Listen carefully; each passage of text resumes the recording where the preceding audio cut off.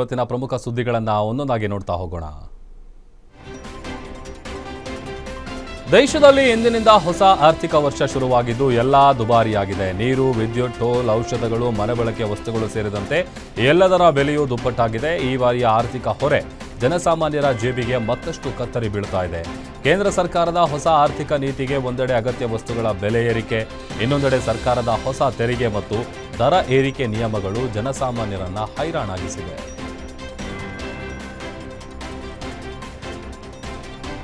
ಕೊಲ್ಲಿ ಯುದ್ಧದ ಪರಿಣಾಮವಾಗಿ ಪೆಟ್ರೋಲ್ ಮತ್ತು ಡೀಸೆಲ್ ಬೆಲೆಗಳು ದಿನೇ ದಿನೇ ಏರ್ತಾ ಇದೆ. ಶೆಲ್ ಕಂಪನಿಯು ಒಂದೇ ವಾರದಲ್ಲಿ 2 ಬಾರಿ ದರ ಏರಿಸಿದೆ. ಸದ್ಯ ಶೆಲ್ ಬಂಕ್ನಲ್ಲಿ ಪ್ರತಿ ಲೀಟರ್ ಪೆಟ್ರೋಲ್ಗೆ 119.85 ರೂಪಾಯಿ ಮತ್ತು ಡೀಸೆಲ್ಗೆ 123 ರೂಪಾಯಿ ಆಗಿದೆ. ಕಳೆದ 3 ದಿನಗಳಲ್ಲಿ ಶೆಲ್ ಪೆಟ್ರೋಲ್ ಬೆಲೆ 13 ರೂಪಾಯಿ ಏರಿದೆ. ಮೊನ್ನೆಯಷ್ಟೇ ಲೀಟರ್ಗೆ 6 ರೂಪಾಯಿಯನ್ನು ಏರಿಸಿದ್ದ ಶೆಲ್ ಪೆಟ್ರೋಲ್ ಬಂಕ್ ಈಗ ಮತ್ತೆ ಪ್ರತಿ ಲೀಟರ್ಗೆ 7 ರೂಪಾಯಿ ಏರಿಸಿದೆ. ಡೀಸೆಲ್ ಬೆಲೆಯಲ್ಲೂ ಭಾರೀ ಏರಿಕೆ ಕಂಡುಬಂದಿದೆ. 3 ದಿನಗಳಲ್ಲಿ ಲೀಟರ್ ಡೀಸೆಲ್ಗೆ ಬರೋಬ್ಬರಿ 25 ರೂಪಾಯಿ ಹೆಚ್ಚಳ ಆಗಿದೆ. ಮೊನ್ನೆಯಷ್ಟೇ ಲೀಟರ್ ಡೀಸೆಲ್ಗೆ 4.25 ರೂಪಾಯಿ ಏರಿಸಿದ್ದ ಶೆಲ್ ಕಂಪನಿ ಈಗ ಮತ್ತೆ ಪ್ರತಿ ಲೀಟರ್ ಡೀಸೆಲ್ಗೆ 21 ರೂಪಾಯಿ ಏರಿಕೆ ಮಾಡಿದೆ.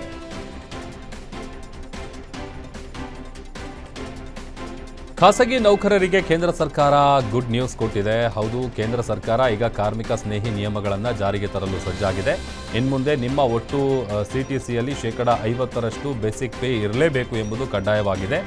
ಇನ್ನು ಈ ಮೊದಲು ಇದು 30% ಇತ್ತು. ಇದರಿಂದ ನಿಮ್ಮ ಕೈಗೆ ಸಿಗುವ ಸಂಬಳ ಸ್ವಲ್ಪ ಕಡಿಮೆ ಆದರೂ PF ಮತ್ತು ಗ್ರ್ಯಾಚ್ಯುಟಿ ಮೊತ್ತ ದುಪ್ಪಟ್ಟಾಗಲಿದೆ. ಪ್ರತಿ ತಿಂಗಳ 7ನೇ ತಾರೀಕಿನ ಒಳಗೆ ಸಂಬಳ ನೀಡುವುದು ಈಗ ಕಡ್ಡಾಯವಾಗಿದೆ.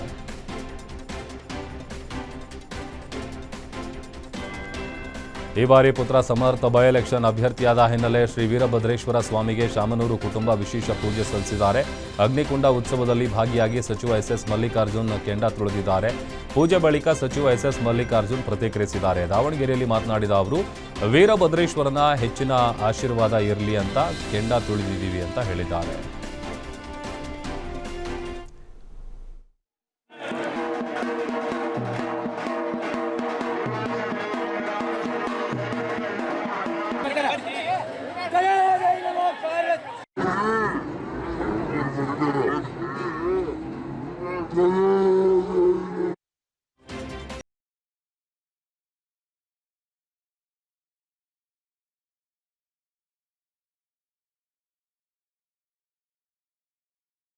ರಂಗೇರಿದೆ. ಸಾದಿಕ್ ಪೈಲ್ವಾನ್ ಮನೆಗೆ ರಣದೀಪ್ ಸಿಂಗ್ ಸುರ್ಜೇವಾಲಾ ಭೇಟಿ ಕೊಟ್ಟಿದ್ದಾರೆ. ಕಾಂಗ್ರೆಸ್ನಲ್ಲಿ ಟಿಕೆಟ್ ವಿಚಾರಕ್ಕೆ ಅಸಮಾಧಾನ ವ್ಯಕ್ತಪಡಿಸಿದ್ದ ಸಾದಿಕ್ ಪೈಲ್ವಾನ್ ಬಂಡಾಯ ಎದ್ದಿದ್ರು. ಪಕ್ಷದ ಹಿರಿಯ ನಾಯಕರು ನೇರವಾಗಿ ಮಾತುಕತೆ ನಡೆಸಿ ಬಂಡಾಯ ಶಮನಗೊಳಿಸಿದ್ದಾರೆ.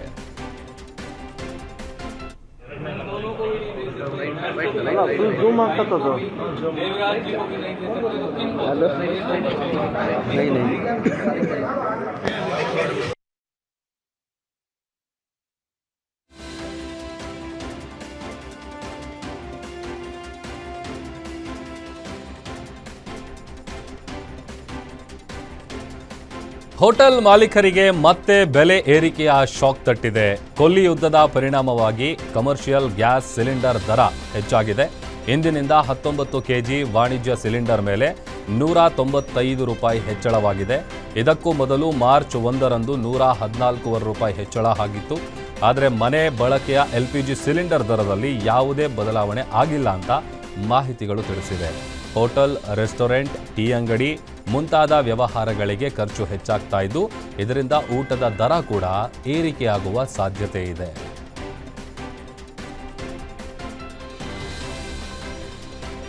ಬೆಂಗಳೂರಲ್ಲಿ ಆಟೋ ಚಾಲಕರು ಗ್ಯಾಸ್ ಕೊರತೆಯಿಂದ ಪಾಪ ಪರದಾಡ್ತಾ ಇದ್ದಾರೆ. ನವರಂಗ್ ಬಳಿಯ LPG ಗ್ಯಾಸ್ ಬಂಕ್ ಬಳಿ 3 ಕಿಲೋಮೀಟರ್ವರೆಗೆ ಆಟೋಗಳು ಕ್ಯೂ ನಿಂತಿದ್ರು ಗ್ಯಾಸ್ ಸಿಗ್ತಾ ಇಲ್ಲ. ಇದರಿಂದ ಚಾಲಕರು ಮತ್ತು ಗ್ಯಾಸ್ ಬಂಕ್ ಸಿಬ್ಬಂದಿ ನಡುವೆ ವಾಗ್ವಾದ ನಡೀತಾ ಇದೆ. ಆಟೋ ಚಾಲಕರ ಬಗ್ಗೆ ಸರ್ಕಾರ ಗಮನ ಹರಿಸ್ತಾ ಇಲ್ಲ ಅಂತ ಚಾಲಕರು ರಸ್ತೆಗೆ ಅಡ್ಡಲಾಗಿ ಆಟೋ ನಿಲ್ಲಿಸಿ ಪ್ರತಿಭಟನೆ ನಡೆಸಿದ್ದಾರೆ. ಇನ್ನು ಆಟೋ ಚಾಲಕರು ಗ್ಯಾಸ್ ಕೊರತೆಯಿಂದ ತಮ್ಮ ಜೀವನೋಪಾಯಕ್ಕೆ ಕುತ್ತು ಬಂದಿದೆ ಅಂತ ಅಳಲು ತೋಡ್ಕೊಂಡಿದ್ದಾರೆ.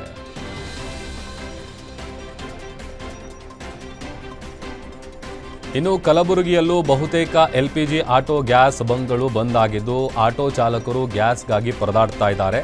ಸದ್ಯ ಜಿಲ್ಲೆಯಲ್ಲಿ 5ರಿಂದ 6 ಬಂಕ್ಗಳು ಮಾತ್ರ ಕಾರ್ಯನಿರ್ವಹಣೆಯಲ್ಲಿದ್ದು, ಸ್ಟಾಕ್ ಖಾಲಿಯಾದರೆ ಆ ಬಂಕ್ಗಳು ಕೂಡ ಬಂದ್ ಆಗುವ ಸಾಧ್ಯತೆ ಇದೆ.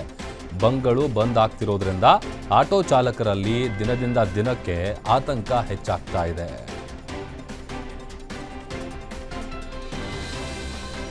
ಯಾದಗಿರಿಯಲ್ಲಿ ಕಡು ಬಿಸಿಲನ್ನು ಲೆಕ್ಕಿಸದೆ ದೋರನಹಳ್ಳಿ ಮತ್ತು ಸುತ್ತಮುತ್ತಲ ಗ್ರಾಮಗಳ ನೂರಾರು ಗ್ರಾಹಕರು ತಮ್ಮ ಖಾಲಿ ಸಿಲಿಂಡರ್ಗಳನ್ನು ಸಾಲಾಗಿ ಇಟ್ಟು ಗಂಟೆಗಟ್ಟಲೆ ಕಾಯ್ತಾ ಇದ್ದಾರೆ.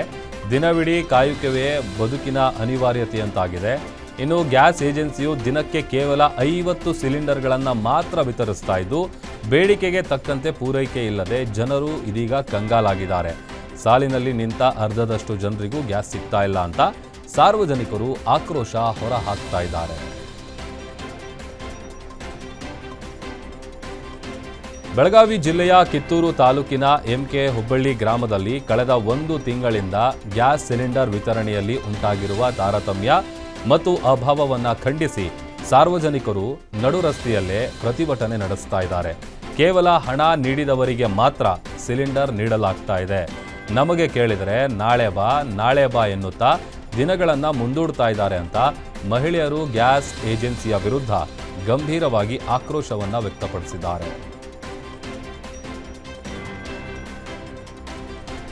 ಚಿಕ್ಕಮಗಳೂರು ಜಿಲ್ಲೆಯ ಅಜ್ಜಂಪುರ ಪಟ್ಟಣದಲ್ಲಿ ಗ್ಯಾಸ್ ಸಿಲಿಂಡರ್ ಸರಬರಾಜು ವಿಳಂಬವಾಗಿರುವ ಹಿನ್ನೆಲೆಯಲ್ಲಿ ಗ್ರಾಹಕರು ತೀವ್ರ ಆತಂಕಕ್ಕೆ ಒಳಗಾಗಿದ್ದಾರೆ. ಗ್ಯಾಸ್ ಸಿಗದೇ ಇರಬಹುದು ಎಂಬ ಭಯದಿಂದ ನೂರಾರು ಸಾರ್ವಜನಿಕರು ಖಾಲಿ ಸಿಲಿಂಡರ್ಗಳೊಂದಿಗೆ ಗ್ಯಾಸ್ ಏಜೆನ್ಸಿಯ ಮುಂದೆ ಜಮಾಯಿಸಿದ್ದಾರೆ. ಹಿಂದೆ ಗ್ಯಾಸ್ ಏಜೆನ್ಸಿಗಳೇ ಹಳ್ಳಿಗಳಿಗೆ ಹೋಗಿ ಸಿಲಿಂಡರ್ ಸರಬರಾಜು ಮಾಡ್ತಾ ಇದ್ವು. ಆದರೆ ಈಗ ಸರಬರಾಜು ವಿಳಂಬವಾಗ್ತಾ ಇರೋದ್ರಿಂದ ಸುತ್ತಮುತ್ತಲ ಹಳ್ಳಿಗಳಿಂದ ಜನರು ಖಾಲಿ ಸಿಲಿಂಡರ್ಗಳನ್ನು ಹೊತ್ತು ಪಟ್ಟಣಕ್ಕೆ ಧಾವಿಸ್ತಾ ಇದ್ದಾರೆ.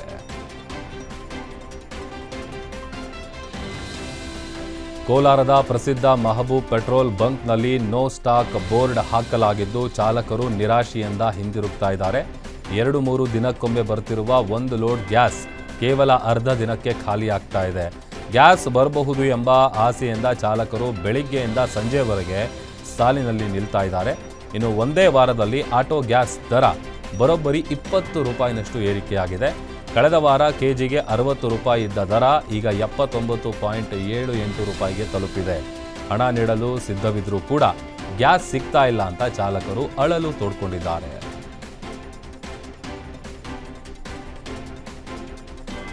ಹುಬ್ಬಳ್ಳಿ, ಧಾರವಾಡ, ಅವಳಿ ನಗರದಲ್ಲಿ ಒಟ್ಟು 21 LPG ಬಂಕ್ಗಳಿದ್ದು ಗ್ಯಾಸ್ ಪೂರೈಕೆ ಸ್ಥಗಿತಗೊಂಡ ಹಿನ್ನೆಲೆಯಲ್ಲಿ ಈ ಪೈಕಿ 12 ಬಂಕ್ಗಳು ಕ್ಲೋಸ್ ಆಗಿದೆ. ಇದರಿಂದಾಗಿ ತೆರೆದಿರುವ ಕೆಲ ಬಂಕ್ಗಳ ಮುಂದೆ ಸಾವಿರಾರು ಆಟೋ ಚಾಲಕರು ಕ್ಯೂ ನಿಂತಿದ್ದಾರೆ. ಗ್ಯಾಸ್ ಸ್ಟಾಕ್ ಇರುವ ಖಾಸಗಿ ಬಂಕ್ಗಳಲ್ಲಿ ಬೇಕಾಬಿಟ್ಟಿಯಾಗಿ ದರವನ್ನು ನಿಗದಿ ಮಾಡಲಾಗ್ತಾ ಇದೆ. ಯುದ್ಧದ ನೆಪವೊಡ್ಡಿ ದುಪ್ಪಟ್ಟು ದರ ವಸೂಲಿ ಮಾಡುವ ಮೂಲಕ ಸುಲಿಗೆ ಮಾಡ್ತಾ ಇದ್ದಾರೆ ಅಂತ ಆಟೋ ಚಾಲಕರು ಗಂಭೀರ ಆರೋಪ ಮಾಡ್ತಿದ್ದಾರೆ.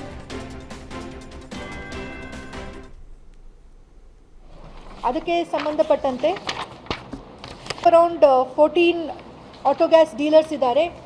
ಬಟ್ ಅವರೆಲ್ಲ ಕೂಡ ಪ್ರೈವೇಟ್ ಡೀಲರ್ಸ್ ಆಗಿದ್ದು ಸುಮಾರು ಕಡೆ ಅವ್ರ ಹತ್ರ ಸ್ಟಾಕ್ ಬರದೇ ಇದ್ದು ಅವರು ಅಂಗಡಿಯನ್ನು ಮುಚ್ಚಿದ್ದಾರೆ. The sales have been closed. ಅದರ ಜೊತೆಗೆ ಅವ್ರ ರೇಟ್ಸ್ ಕೂಡ ನಮ್ಮ ಕಂಟ್ರೋಲಲ್ಲಿ ಇಲ್ಲ. ಸೊ ಅವರಿಗೆ ಅವರ ಡೀಲರ್ಸ್ ಏನು ಅವ್ರಿಗೆ ಕಳಿಸ್ಕೊಡ್ತಿದ್ರೆ ಆ ರೇಟ್ಸಲ್ಲಿ ಅವರು ಸೇಲ್ ಮಾಡ್ತಾ ಇದ್ದಾರೆ. ಅಷ್ಟು ಬಿಟ್ಟು ಅದು 60 ರೂಪೀಸ್ ಇದ್ದಿದ್ದು ಇವಾಗ 80 ರೂಪೀಸ್ ಎಲ್ಲ ಆಗಿದೆ ಅಂತ ಸಾಕಷ್ಟು ಕಂಪ್ಲೇಂಟ್ಸ್ ಇದೆ. But that is not in our control. It is private vendors. 12 close ಆಗಿದೆ, 9 ಚಾಲು ಇದೆ. ಇದು ಆಟೋ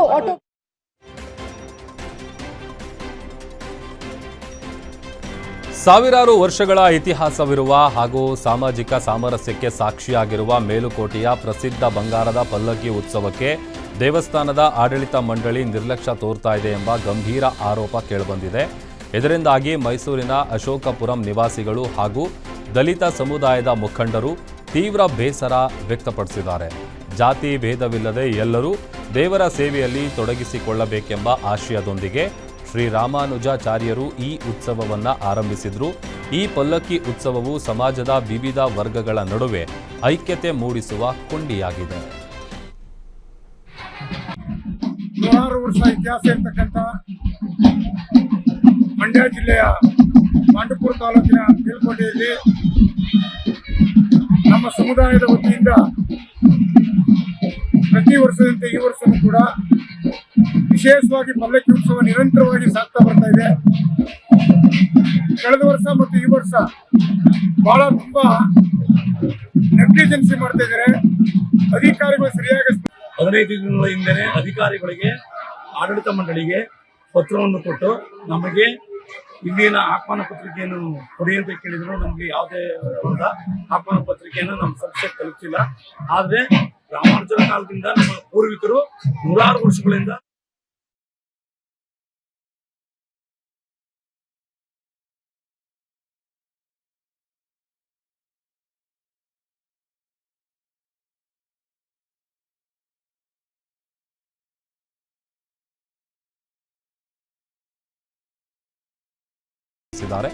ಕೆಎಸ್ಒಯು ಕುಲಪತಿ ಶರಣಪ್ಪ ಹುಲಸೆ ವಿರುದ್ಧ ಆಕ್ರೋಶ ವ್ಯಕ್ತಪಡಿಸಿದ್ದಾರೆ.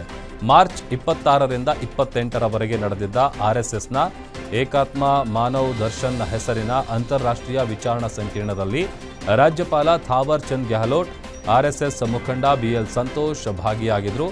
ಸರ್ಕಾರದ ನಿಯಮ ಉಲ್ಲಂಘನೆ ಮಾಡಿ ಕಾರ್ಯಕ್ರಮಕ್ಕೆ ಅವಕಾಶ ಮಾಡಿಕೊಟ್ಟ ಆರೋಪ ಹಿನ್ನೆಲೆ ದಲಿತ ಸಂಘಟನೆಗಳು ಪ್ರತಿಭಟನೆ ನಡೆಸಿವೆ. ಇನ್ನು ವಿವಿಯಲ್ಲಿ ನಡೆಯುತ್ತಿರೋ ಭ್ರಷ್ಟಾಚಾರ ಹಾಗೂ ಅಕ್ರಮಗಳ ವಿರುದ್ಧ ತನಿಖೆ ನಡೆಸುವಂತೆಯೂ ಕೂಡ ಆಗ್ರಹಿಸಿದ್ದಾರೆ.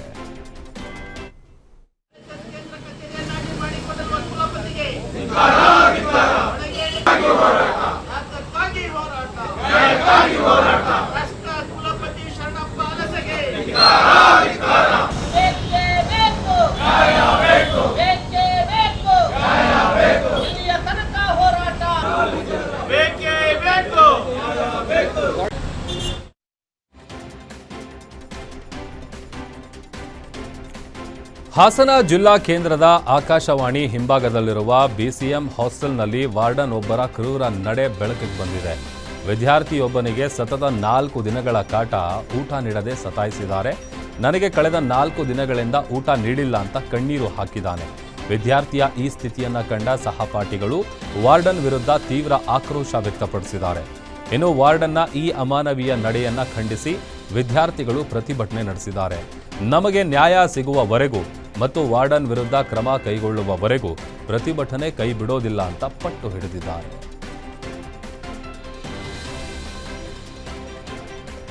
ಚಿಕ್ಕಮಗಳೂರು ಜಿಲ್ಲೆಯ ಹೊಸಪೇಟೆ ಗ್ರಾಮದಲ್ಲಿ ಹೈ ಡ್ರಾಮವೇ ನಡೆದು ಹೋಗಿದೆ. ಸಂತೆಯ ನೆಪದಲ್ಲಿ ಬಂದಿದ್ದ ಇಬ್ಬರು ವ್ಯಕ್ತಿಗಳು ಮನೆ ಹೋಗಿ ಮತಾಂತರಕ್ಕೆ ಯತ್ನಿಸಿದ್ದಾರೆ. ಇಬ್ಬರು ವ್ಯಕ್ತಿಗಳು ನಿಮ್ಮ ದುಃಖ ಸಂತೋಷವಾಗಿ ಬದಲಾಗತ್ತೆ ಅನ್ನೋ ಶೀರ್ಷಿಕೆಯ ಪುಸ್ತಕಗಳನ್ನು ಹಿಡ್ಕೊಂಡು ಮನೆ ಮನೆಗೆ ಹೋಗಿ ಮತಾಂತರದ ಆಮಿಷ ಒಡ್ತಿದ್ರು ಎನ್ನಲಾಗಿದೆ. ಇನ್ನು ಇವರನ್ನ ನೋಡಿದ ಸಾರ್ವಜನಿಕರು ಸಂತೆಯಲ್ಲಿ ನಿಲ್ಲಿಸಿ ಪ್ರಶ್ನೆ ಮಾಡಿದ್ದಾರೆ. ನೀವು ಈಗಾಗಲೇ ಕನ್ವರ್ಟ್ ಆಗಿದ್ದೀರಾ ಅಲ್ವಾ? ನಮ್ಮ ಜನರನ್ನ ಯಾಕೆ ಮತಾಂತರ ಮಾಡ್ತಿದ್ದೀರಿ? ತಾಕತ್ತಿದ್ರೆ ವಾಪಸ್ ಹಿಂದೂ ಧರ್ಮಕ್ಕೆ ಬನ್ನಿ ಅಂತ ಸ್ಥಳದಲ್ಲೇ ಧರ್ಮದೇಟು ಕೊಟ್ಟಿದ್ದಾರೆ. ಪ್ರಚಾರ ಮಾಡಬೇಡಿ ನೀವು.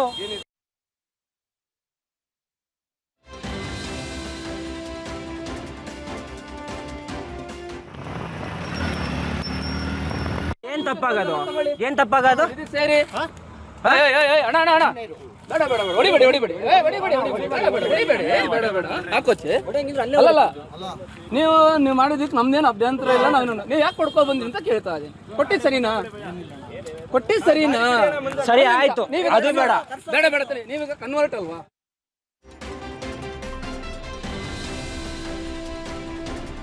ಬೆಂಗಳೂರಿನ ಹೇರೋಹಳ್ಳಿಯ ಸಿಂಡಿಕೇಟ್ ಲೇಔಟ್ನಲ್ಲಿ ಪಾರ್ಕಿಂಗ್ ವಿಚಾರಕ್ಕೆ ನೆರೆಹೊರೆಯವರ ನಡುವೆ ಗಲಾಟೆಯಾಗಿದೆ. ರತ್ನಮ್ಮ ಎಂಬ ಕುಟುಂಬದವರು ಸಂತೋಷ್ ಮತ್ತು ಅವರ ಪತ್ನಿ ಶುಭಾ ಮೇಲೆ ಕ್ರಿಕೆಟ್ ಬ್ಯಾಟ್, ರಾಡ್ ಮತ್ತು ಚಾಕುವಿನಿಂದ ಹಲ್ಲೆ ಮಾಡಿದ್ದಾರೆ. ಪ್ರತಿದಿನ ಮನೆ ಕೆಳಗೆ ಕಾರ್ ಪಾರ್ಕ್ ಮಾಡ್ತಿದ್ದ ಸಂತೋಷ್ಗೆ ರತ್ನಮ್ಮ ಪುತ್ರನ ಬೈಕ್ ಅಡ್ಡ ಇದ್ದಿದ್ದಕ್ಕೆ ತೆಗೀರಿ ಅಂತ ಹೇಳಿದ್ರು. ಇದಕ್ಕೆ ರತ್ನಮ್ಮ ಕುಟುಂಬದವರು ಅವಾಚ್ಯ ಶಬ್ದಗಳಿಂದ ನಿಂದಿಸಿ ಹಲ್ಲೆ ಮಾಡಿದ್ದಾರೆ. ಗಲಾಟೆ ಬಿಡಿಸಲು ಬಂದ ಸಂತೋಷ್ ಪತ್ನಿ ಶುಭಾ ಮೇಲೂ ಹಲ್ಲೆ ಮಾಡಿದ್ದಾರೆ. ಪೊಲೀಸರಿಗೆ ಕರೆ ಮಾಡಿದ್ದಕ್ಕೆ ಆರೋಪಿಗಳು ಕಾರನ್ನು ಡ್ಯಾಮೇಜ್ ಮಾಡಿದ್ದಾರೆ. ಸದ್ಯ ಸಂತೋಷ್ ಖಾಸಗಿ ಆಸ್ಪತ್ರೆಯಲ್ಲಿ ಚಿಕಿತ್ಸೆ ಪಡಿತಾ ಇದ್ದಾರೆ. ಘಟನೆ ಸಂಬಂಧ ಬ್ಯಾಡರಹಳ್ಳಿ ಪೊಲೀಸ್ ಠಾಣೆಯಲ್ಲಿ ಪ್ರಕರಣ ಕೂಡ ದಾಖಲಾಗಿದೆ.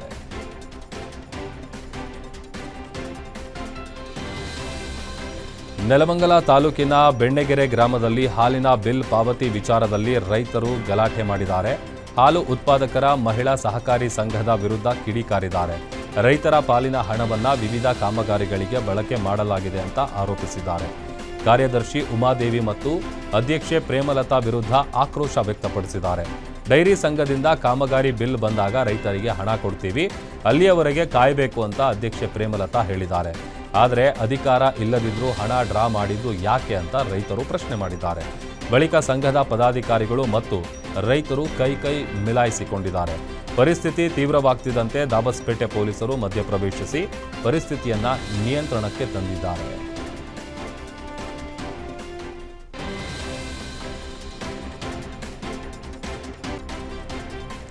ಕಳೆದ ಮಾರ್ಚ್ 27ರಂದು ಚಿಕ್ಕಬಳ್ಳಾಪುರದಲ್ಲಿ ನಡೆದಿದ್ದ ಶಿವಕುಮಾರ್ ಎಂಬುವರ ಭೀಕರ ಕೊಲೆ ಪ್ರಕರಣವನ್ನು ಭೇದಿಸುವಲ್ಲಿ ಗೌರಿಬಿದನೂರು ಪೊಲೀಸ್ ತಂಡ ಯಶಸ್ವಿಯಾಗಿದೆ. ಪ್ರಕರಣಕ್ಕೆ ಸಂಬಂಧಪಟ್ಟಂತೆ ತನಿಖೆ ಚುರುಕುಗೊಳಿಸಿದ ಪೊಲೀಸರು ಒಟ್ಟು 7 ಜನ ಆರೋಪಿಗಳನ್ನು ಬಂಧಿಸಿ ಜೈಲಿಗಟ್ಟಿದ್ದಾರೆ. ಈ ಘಟನೆ ಸ್ಥಳೀಯವಾಗಿ ತೀವ್ರ ಸಂಚಲನ ಮೂಡಿಸಿತ್ತು. ಪ್ರಕರಣವನ್ನು ಗಂಭೀರವಾಗಿ ಪರಿಗಣಿಸಿದ ಪೊಲೀಸ್ ಇಲಾಖೆ ವಿಶೇಷ ತಂಡವನ್ನು ರಚಿಸಿ ತನಿಖೆ ನಡೆಸಿತ್ತು. ತಾಂತ್ರಿಕ ಆಧಾರ ಹಾಗೂ ಲಭ್ಯವಿರುವ ಸಾಕ್ಷ್ಯಗಳ ಮೇಲೆ ಕಾರ್ಯಾಚರಣೆ ನಡೆಸಿದ ತಂಡವು ಕೊಲೆಯಲ್ಲಿ ಭಾಗಿಯಾಗಿದ್ದ 7 ಮಂದಿಯನ್ನ ಅರೆಸ್ಟ್ ಮಾಡಿದ್ದಾರೆ.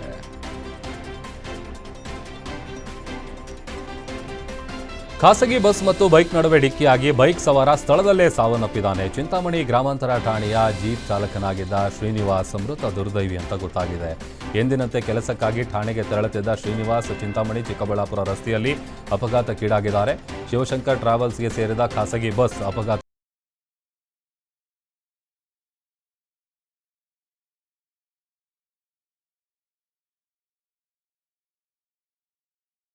ಯಾದಗಿರಿಯ ಕೆಂಭಾವಿ ಪಟ್ಟಣದ ಮೂಲಕ ಹಾದು ಹೋಗುವ ನಾರಾಯಣಪುರ ಎಡದಂಡೆ ಕಾಲುವೆಗೆ ಮಾನಸಿಕ ಅಸ್ವಸ್ಥ ಮಹಿಳೆಯೊಬ್ಬರು ಆಕಸ್ಮಿಕವಾಗಿ ಬಿದ್ದಿದ್ರು. ನೀರಿನ ರಭಸಕ್ಕೆ ಮಹಿಳೆ ಮುಳುಗುತ್ತಾ ಕುಚ್ಚಿ ಹೋಗ್ತಾ ಇದ್ರು.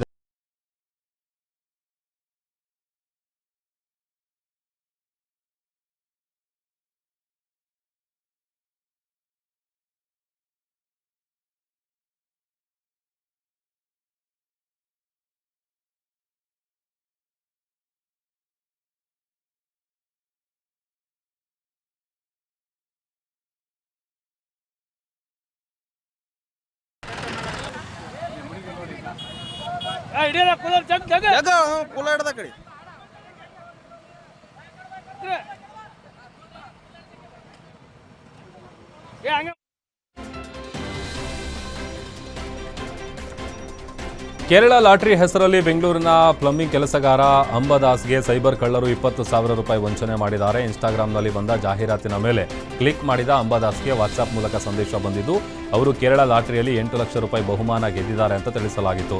ಬಹುಮಾನ ಪಡೆಯಲು GST, CGST, TDS ಪಾವತಿಸಲು ಹೇಳಲಾಗಿತ್ತು. ಆಸೆಗೆ ಬಿದ್ದ ಅಂಬಾದಾಸ್ ಹಂತವಾಗಿ ಹಣ ಪಾವತಿಸಿದ್ರು. ಆದರೆ ಹಣ ಪಾವತಿಸಿದ ನಂತರ ಸೈಬರ್ ಕಳ್ಳರು ಸಂದೇಶ ಮಾಡೋದನ್ನು ನಿಲ್ಲಿಸಿದ್ರು. ಇದರಿಂದ ಅಂಬಾದಾಸ್ಗೆ ತಾವು ವಂಚನೆಗೆ ಒಳಗಾಗಿದ್ದೇನೆ ಅಂತ ಅರಿವಾಯಿತು. ಬಳಿಕ ಬಸವೇಶ್ವರ ನಗರ ಪೊಲೀಸ್ ಠಾಣೆಯಲ್ಲಿ DIR ದಾಖಲಿಸಿದ್ದಾರೆ.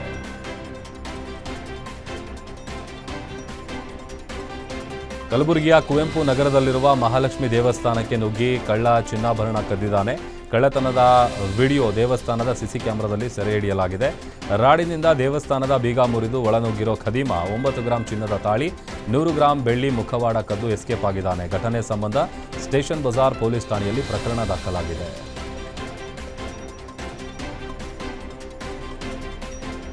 ಕೋಲಾರ ಜಿಲ್ಲೆಯ KGF ತಾಲೂಕಿನ ಕಮ್ಮಸಂದ್ರದಲ್ಲಿರುವ ಪ್ರಸಿದ್ಧ ಕೋಟಿಲಿಂಗೇಶ್ವರ ದೇಗುಲದಲ್ಲಿ ಕಳ್ಳತನಕ್ಕೆ ಯತ್ನಿಸಿದ್ದಾರೆ. 2 ಅಪ್ರಾಪ್ತರು ಸೇರಿದಂತೆ 6 ಜನರಿಂದ ಕೃತ್ಯ ನಡೆದಿದೆ. ಕಳ್ಳರ ಕೈಚಳಕ ದೇವಾಲಯದ CCTVಯಲ್ಲಿ ಸೆರೆಯಾಗಿದೆ.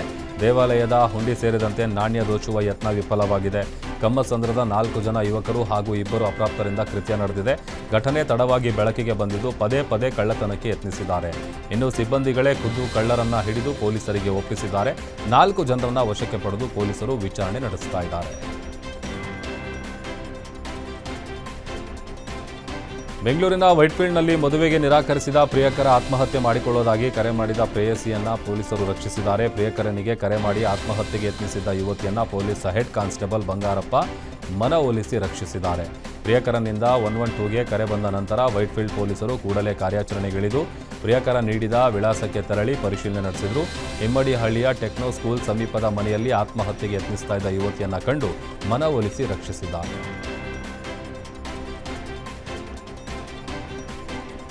ಬೆಂಗಳೂರಿನ ಎಲೆಕ್ಟ್ರಾನಿಕ್ ಸಿಟಿಯ ನೀಲಾದ್ರಿ ರಸ್ತೆಯಲ್ಲಿರುವ ಸ್ಕ್ರಾಪ್ ಗೋಡೌನ್ಗೆ ಬೆಂಕಿ ತಗುಲಿದೆ. ಶಾರ್ಟ್ ಸರ್ಕ್ಯೂಟ್ನಿಂದ ಬೆಂಕಿ ಹೊತ್ಕೊಂಡಿರುವ ಶಂಕೆ ವ್ಯಕ್ತವಾಗಿದೆ. ಗೋಡೌನ್ನಲ್ಲಿ ಹೆಚ್ಚಿನ ಪ್ರಮಾಣದ ಪ್ಲಾಸ್ಟಿಕ್, ಕೆಮಿಕಲ್ ವಸ್ತುಗಳು, ವೇಸ್ಟ್ ಪೇಪರ್ಗಳು ಮತ್ತು ಕಾಟನ್ ಬಾಕ್ಸ್ಗಳನ್ನು ಶೇಖರಿಸಲಾಗಿತ್ತು. ಇನ್ನು ಬೆಂಕಿಯನ್ನು ನಂದಿಸಲು ಎಲೆಕ್ಟ್ರಾನಿಕ್ ಸಿಟಿ ಅಗ್ನಿಶಾಮಕ ದಳದ ಸಿಬ್ಬಂದಿ ಹರಸಾಹಸ ಪಟ್ಟಿದ್ದಾರೆ. ಹೆಬ್ಬಗೋಡಿ ಪೊಲೀಸರು ಸ್ಥಳಕ್ಕೆ ಭೇಟಿ ನೀಡಿ ಪರಿಶೀಲನೆ ನಡೆಸಿದ್ದು ಬೆಂಕಿಯಿಂದ ಯಾವುದೇ ಪ್ರಾಣಹಾನಿ ಆಗಿಲ್ಲ ಅಂತ ತಿಳಿದುಬಂದಿದೆ.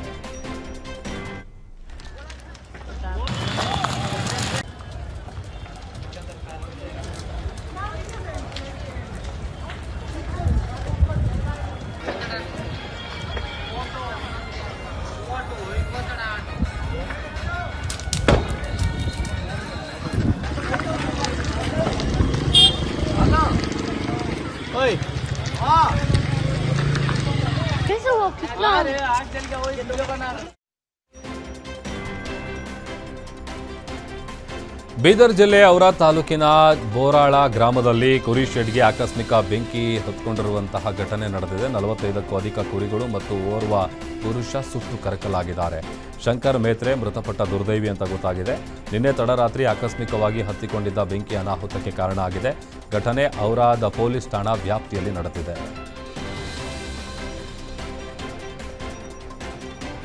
ಬಂಟ್ವಾಳ ತಾಲೂಕಿನ ದಾಸರಗುಡ್ಡೆಯಲ್ಲಿ ಭೀಕರ ಅಪಘಾತ ಸಂಭವಿಸಿದೆ. ರಸ್ತೆ ದಾಟ್ತಾ ಇದ್ದ ಮಹಿಳೆಗೆ ಕಾರು ಡಿಕ್ಕಿ ಹೊಡೆದು ಸಿಸಿಟಿವಿ ಕ್ಯಾಮೆರಾದಲ್ಲಿ ದೃಶ್ಯ ಸೆರೆಯಾಗಿದೆ. ಮಗಳೊಂದಿಗೆ ರಸ್ತೆ ದಾಟ್ತಿದ್ದ ಭಾರತಿ ಗಂಭೀರವಾಗಿ ಗಾಯಗೊಂಡಿದ್ದು ಮಂಗಳೂರು ಖಾಸಗಿ ಆಸ್ಪತ್ರೆಯಲ್ಲಿ ಚಿಕಿತ್ಸೆ ಪಡಿತಾ ಇದ್ದಾರೆ. ಬಂಟ್ವಾಳ ಸಂಚಾರಿ ಪೊಲೀಸ್ ಠಾಣೆಯಲ್ಲಿ ಪ್ರಕರಣ ಕೂಡ ದಾಖಲಾಗಿದೆ.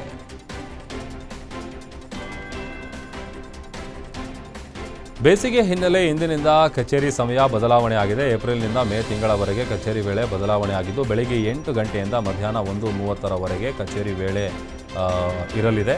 ಬೆಳಗಾವಿ ವಿಭಾಗದ ವಿಜಯಪುರ, ಬಾಗಲಕೋಟೆ ಹಾಗೂ ಕಲಬುರಗಿ ವಿಭಾಗದ ಯಾದಗಿರಿ, ಬೀದರ್, ಕಲಬುರಗಿ, ರಾಯಚೂರು ಸೇರಿ 7 ಜಿಲ್ಲೆಗಳ ಕಚೇರಿ ವೇಳೆ ಬದಲಾವಣೆಯಾಗಿದೆ.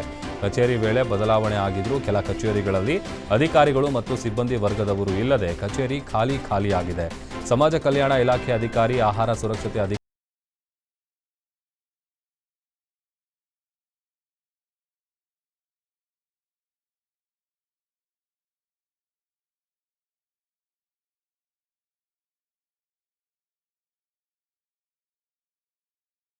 ಅಧ್ಯಕ್ಷ ಡೊನಾಲ್ಡ್ ಟ್ರಂಪ್ ಯುದ್ಧದಿಂದ ಹಿಂದೆ ಸರಿಯುವ ಮಾತುಗಳನ್ನಾಡ್ತಾ ಇದ್ರೆ ಇರಾನ್ ಮಾತ್ರ ತೀವ್ರ ಪ್ರತೀಕಾರದ ಎಚ್ಚರಿಕೆ ನೀಡಿದೆ. ಇರಾನ್ ವಿರುದ್ಧದ ಮಿಲಿಟರಿ ಕಾರ್ಯಾಚರಣೆಯು ಮುಂದಿನ 2 ರಿಂದ 3 ವಾರಗಳಲ್ಲಿ ಕೊನೆಗೊಳ್ಳಲಿದೆ ಅಂತ ಅಮೆರಿಕ ಅಧ್ಯಕ್ಷ ಟ್ರಂಪ್ ಘೋಷಿಸಿದ್ದಾರೆ. ಅಮೆರಿಕ ಸೇನೆಯು ಶೀಘ್ರದಲ್ಲೇ ಇರಾನ್ನಿಂದ ವಾಪಸ್ಸಾಗಲಿದ್ದು ಈ ಪ್ರಕ್ರಿಯೆಗೆ ಯಾವುದೇ ಅಧಿಕೃತ ಒಪ್ಪಂದದ ಅಗತ್ಯವಿಲ್ಲ ಅಂತ ಸ್ಪಷ್ಟಪಡಿಸಿದ್ದಾರೆ.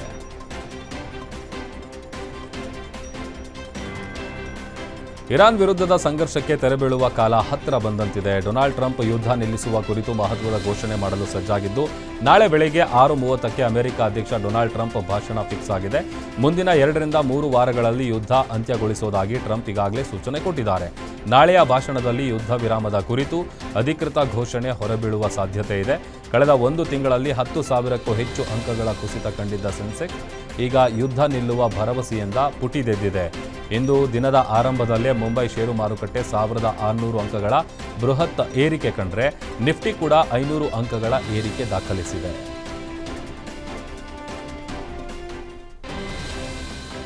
ದೇಶದ ಇತಿಹಾಸದಲ್ಲೇ ಮೊದಲ ಬಾರಿಗೆ ನಡೆಯುತ್ತಿರುವ ಪೂರ್ಣ ಪ್ರಮಾಣದ ಡಿಜಿಟಲ್ ಜನಗಣತಿ ಪ್ರಕ್ರಿಯೆಗೆ ಮಂಡ್ಯ ಜಿಲ್ಲೆಯಲ್ಲಿ ಇವತ್ತು ಅಧಿಕೃತವಾಗಿ ಚಾಲನೆ ಸಿಕ್ಕಿದೆ. ಆನ್ಲೈನ್ ಮೂಲಕ ತಮ್ಮ ಕುಟುಂಬದ ವಿವರಗಳನ್ನು ದಾಖಲಿಸಬಹುದಾಗಿದೆ. ಇದಕ್ಕಾಗಿ ಸರ್ಕಾರವು ಸುರಕ್ಷಿತ ವೆಬ್ ಪೋರ್ಟಲ್ ಸಿದ್ಧಪಡಿಸಿದೆ. ಈ ವೇಳೆ ಮಾತನಾಡಿದ ಮಂಡ್ಯ ಜಿಲ್ಲಾಧಿಕಾರಿ ಡಾಕ್ಟರ್ ಕುಮಾರ್, ಜಿಲ್ಲೆಯಲ್ಲಿ ಜನಗಣತಿಗೆ ಎಲ್ಲಾ ರೀತಿಯ ಸಿದ್ಧತೆ ಮಾಡಿಕೊಳ್ಳಲಾಗಿದೆ. ಸಾರ್ವಜನಿಕರು ಮನೆಯಲ್ಲೇ ಕುಳಿತು ಈ ಡಿಜಿಟಲ್ ಪ್ರಕ್ರಿಯೆಯಲ್ಲಿ ಪಾಲ್ಗೊಳ್ಳುವ ಮೂಲಕ ಸಹಕರಿಸಬೇಕು ಅಂತ ಮನವಿ ಮಾಡಿಕೊಂಡಿದ್ದಾರೆ.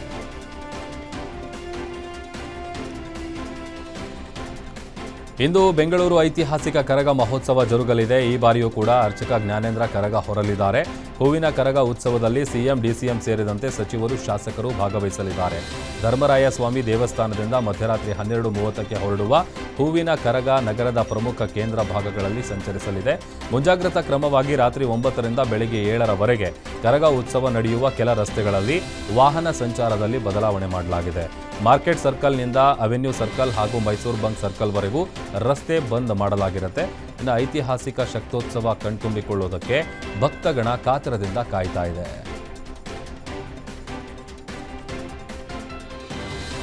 ಇಂದು ಲಿಂಗೈಕ್ಯ ಡಾಕ್ಟರ್ ಶ್ರೀ ಶ್ರೀ ಶಿವಕುಮಾರ ಸ್ವಾಮೀಜಿಯವರ 119ನೇ ಜಯಂತ್ಯೋತ್ಸವ ಹಿನ್ನೆಲೆ ತುಮಕೂರಿನ ಸಿದ್ಧಗಂಗಾ ಮಠದಲ್ಲಿ ಕಾರ್ಯಕ್ರಮ ಹಮ್ಮಿಕೊಳ್ಳಲಾಗಿತ್ತು. ಮಠದಲ್ಲಿ ಮುಂಜಾನೆಯೇ ಇಷ್ಟಲಿಂಗ ಪೂಜೆ ಹಾಗೂ ವಿಶೇಷ ಧಾರ್ಮಿಕ ಕೈಂಕರ್ಯಗಳನ್ನು ಸಿದ್ಧಲಿಂಗ ಸ್ವಾಮೀಜಿಯವರು ನೆರವೇರಿಸಿದರು. ಶ್ರೀ ಶ್ರೀ ಶಿವಕುಮಾರ ಸ್ವಾಮೀಜಿಗಳ ಗದ್ದುಗೆಗೆ ವಿಶೇಷ ಅಭಿಷೇಕ, ಪುಷ್ಪಾರ್ಚನೆ ಮಾಡಲಾಗಿದೆ. ಶ್ರೀಗಳ ಗದ್ದುಗೆ ದರ್ಶನಕ್ಕೆ ಭಕ್ತ ಸಾಗರವೇ ಹರಿದು ಬರ್ತಿದ್ದು ಅಕ್ಷರ ದಾಸೋಹಿ, ಅನ್ನ ದಾಸೋಹಿಯನ್ನ ನೆನೆದು ಭಕ್ತರು ಭಾವುಕರಾಗ್ತಿದ್ದಾರೆ.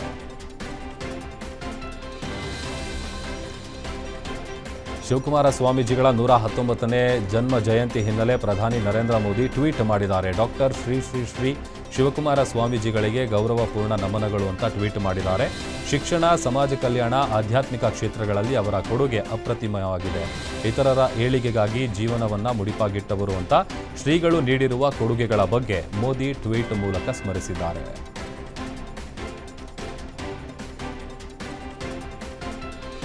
ರಾಮಾಯಣ ಟೀಸರ್ ಲಾಸ್ ಏಂಜಲೀಸ್ ಐಮ್ಯಾಕ್ಸ್ನಲ್ಲಿ ವಿಶೇಷ ಪ್ರದರ್ಶನ ಕಂಡಿದೆ. 2 ನಿಮಿಷ 38 ಸೆಕೆಂಡ್ ಟೀಸರ್ಗೆ ಯು ಸರ್ಟಿಫಿಕೇಟ್ ಪಡೆದಿದೆ. ಯುಎಸ್ನಲ್ಲಿ ನಡೆದ ಸ್ಕ್ರೀನಿಂಗ್ಗೆ ರಣಬೀರ್ ಕಪೂರ್, ಯಶ್, ಸಾಯಿ ಪಲ್ಲವಿ ಸೇರಿದಂತೆ ಚಿತ್ರತಂಡ ಭಾಗಿಯಾಗಿತ್ತು. ಇದು ಭಾರತದ ಲಾರ್ಡ್ ಆಫ್ ದಿ ರಿಂಗ್ಸ್ ಎಂದು ವಿದೇಶಿ ಪ್ರೇಕ್ಷಕರು ಮೆಚ್ಚುಗೆ ವ್ಯಕ್ತಪಡಿಸಿದ್ದಾರೆ. ಏಪ್ರಿಲ್ 2ರಂದು ಹನುಮ ಜಯಂತಿ ಪ್ರಯುಕ್ತ ವಿಶ್ವದಾದ್ಯಂತ ಟೀಸರ್ ಬಿಡುಗಡೆಯಾಗಿದೆ.